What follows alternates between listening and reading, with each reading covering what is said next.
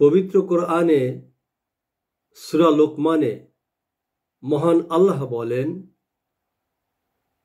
যখন লোকমান আলাইহিস সালাম উপদেশ দিতে গিয়ে তার পুত্রকে বলেছিলেন, হে আমার প্রিয় বৎস, আল্লাহর সাথে কোনো শিরক করো না, নিশ্চয় শিরক বড় জুলুম। আর আমি তো মানুষকে তার পিতামাতার প্রতি সদাচরণের নির্দেশ দিয়েছি। তার মা কষ্টের পর কষ্ট বরণ করে সন্তানকে গর্ভে ধারণ করে এবং তার স্তন্যপান ছাড়াতে 2 বছর অতিবাহিত হয়।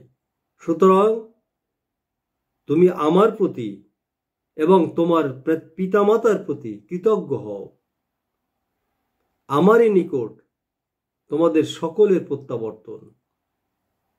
আর তোমার পিতামাতা যদি তোমাকে আমার সাথে শিরক করার জন্য পীড়াপিড়ি করে, যে বিষয়ে তোমার কোনো জ্ঞান নেই, তাহলে তুমি তাদের কথা মেনো না এবং দুনিয়াতে তাদের সাথে সৎভাবে বসবাস করবে। আর যে আমার অভিমুখী হয়েছে তার পথ অনুসরণ করো। তারপর তোমাদের ফিরে আসা আমারই কাছে, তখন তোমরা যা করতে সে বিষয়ে আমি তোমাদেরকে অবহিত করব।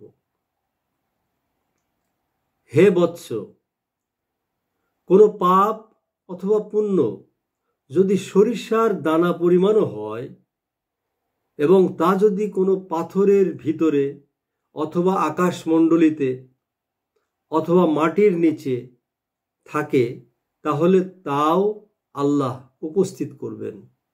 আল্লাহ সূক্ষ্মদর্শী এবং সকল বিষয়ে অবগত। হে বৎস, যথারীতি নামাজ পড়ো, সৎ কাজের নির্দেশ দাও, অসৎ কাজে বাধা দান করো এবং আপদে বিপদে ধৈর্য ধারণ করো। নিশ্চয় এটি দৃঢ় সংকল্পের কাজ। আর তুমি মানুষের প্রতি অবজ্ঞা ভরে তোমার গাল বাঁকা করো না এবং জমিনে উদ্ধতভাবে বিচরণ করো না। নিশ্চয় আল্লাহ কোনো উদ্ধত ও অহংকারীকে পছন্দ করেন না। আর তুমি তোমার চলার ক্ষেত্রে মধ্যপন্থা অবলম্বন করো এবং তোমার কণ্ঠস্বর নিচু করো। নিশ্চয় কণ্ঠস্বরের মধ্যে গাধার সুরই সবচেয়ে অপ্রীতিকর। সূরা লোকমান আয়াত 13 থেকে 19।